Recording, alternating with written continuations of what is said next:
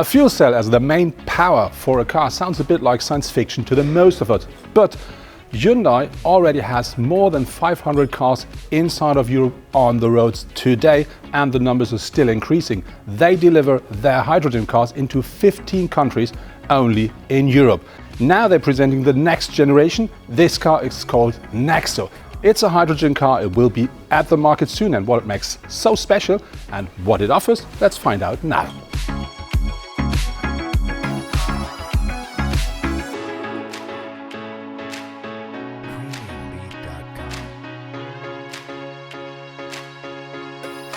This is the next generation of hydrogen cars, and that will come to the market 2018, so this year.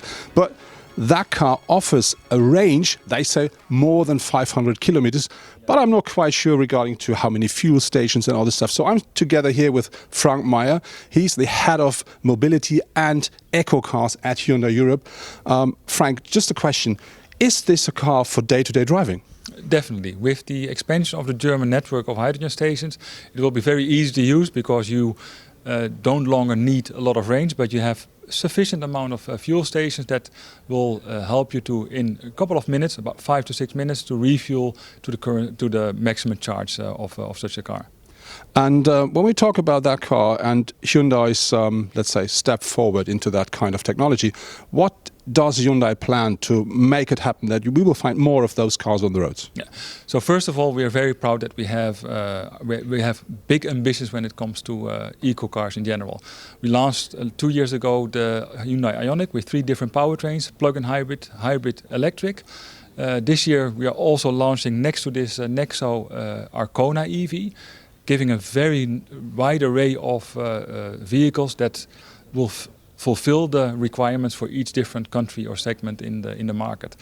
So we'll keep on doing like we did also the last couple of years, working with mobility providers, working with markets to see what is possible to deploy vehicles. And when we're talking about we want to see more of them, are there any ideas about, let's say, fleets or some people who really have a special need for it? Yeah, absolutely. One of the things that we did in the last couple of years, besides our own project in Amsterdam with our Hyundai Ioniq car sharing, we worked together with 2 of the biggest hydrogen producers in Europe. One is Air Liquide in Paris, where we help them with supplying 75 fuel cell vehicles as taxi service, which is quite unique because a lot of people who get into those taxis have the availability to see how it really works. And another one is here in Germany with the gas company Linde. We started in 2016, or they started in 2016, a car sharing program in Munich, and also there is the possibility for a lot of people who live in Munich to experience firsthand how a hydrogen car drives. So as we see, this is future technology, maybe not for tomorrow, but maybe the day after tomorrow. And I'm very interested to see how many of those cars we will see in the near future on German roads.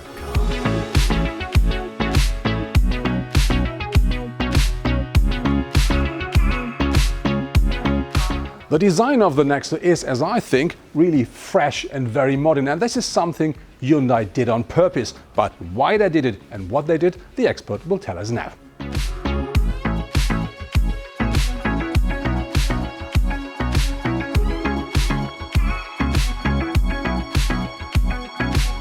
Today I'll be showing you the new Hyundai Nexo. This is what we call our future utility vehicle. And when we say future, we don't just mean future technology in the powertrain, because this is our hydrogen vehicle. We also mean future in terms of styling. So as you can see, we have full LED daytime running lights, and it has the full LED running all the way across the bonnet here.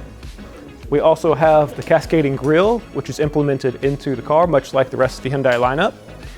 And then to show more technology and how we've really improved this car in terms of aerodynamics.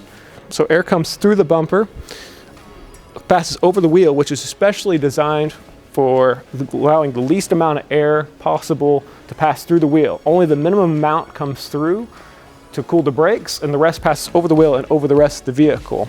One of the other things that have been developed for aerodynamic efficiency is the auto-retracting door handles. These can be set so that only the driver's side opens or all 4 doors open at once. Also along the side, they've implemented this D-pillar spoiler here, where air usually builds up, This spoiler helps break up the airflow so that the maximum lowest aerodynamic efficiency can be achieved. In the rear, you can see that we've kept this pure design form, and you don't see any visible rear wiper. So where the rear wiper has actually been put is way up underneath here in the rear spoiler, so that it reduces the coefficient of drag as much as possible. On the inside, you can see, compared to the iX35 fuel cell, there used to be a large bump here where the tanks used to sit. Now they've implemented 3 tanks instead of 2, and since they're a smaller size, they've implemented a full flat floor which allows 461 liters with the seats up, and once you put those seats down, you have 840 liters VDA. Where those tanks are exactly are right here along the side. There's 1 tank here behind the rear wheel, and then there's 2 more underneath the rear bench. In terms of where the battery sits, it's also directly here behind. So you have a 40 kilowatt battery, which also has 1.56 kilowatt hours. And the best way to think about the battery is this works rather like a hybrid. So when you're taking off, when you're driving in the streets, the battery's helping the car move along. Most of the car is powered by the fuel cell stack. The fuel cell stack itself is 95 kilowatts, which makes a total of 135 kilowatts. The motor that powers the wheels is able to handle 120. So typically you would think, okay, that's 15 extra. Where does that go? That 15 extra is for the headlights, for the rear tail lights, for all of the systems on the inside, and then also gives a bit of a bandwidth for when you do cold starts. Here on the interior of the Nexo, you see we've implemented a 7-inch LCD cluster. So this is where it shows all of your speed information, your fuel consumption, and so on. And for navigation, we've implemented a 12.3-inch navigation screen. So this also acts as where our radio is housed, where air conditioning units, information about the fuel cell stack and how the consumption is performing is all housed in there. In terms of the center console, we've implemented the shift-by-wire, which we already have in the Ioniq EV. But you can see that it's opened up a space here, so where you have wireless charging and USB ports, or just storage for a purse perhaps. Also, on the interior, we have what we can show as blind view monitor. So this system is a camera that's implemented into the rear view mirror. Every time you turn, you can see what the rear view mirror sees. This is combined together with blind spot detection, so you have 2 systems which are constantly protecting you when you switch lanes on the highway. Speaking of driving on the highway, this car has lane following assist, which is an advanced form of lane keeping assist. Lane keeping assist watches only 1 lane while you're driving on the highway, which constantly is correcting while you're driving.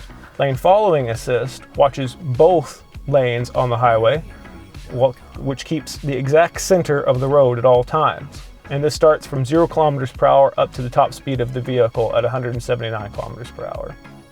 Overall, there's also remote parking assist. So when you find a parking spot, and perhaps it's too small to get out of the vehicle, you drive past a spot, turn on the remote parking assist, simply step out of the vehicle, press the button on the key, and the car can park itself, either a 90-degree parking spot or parallel parking.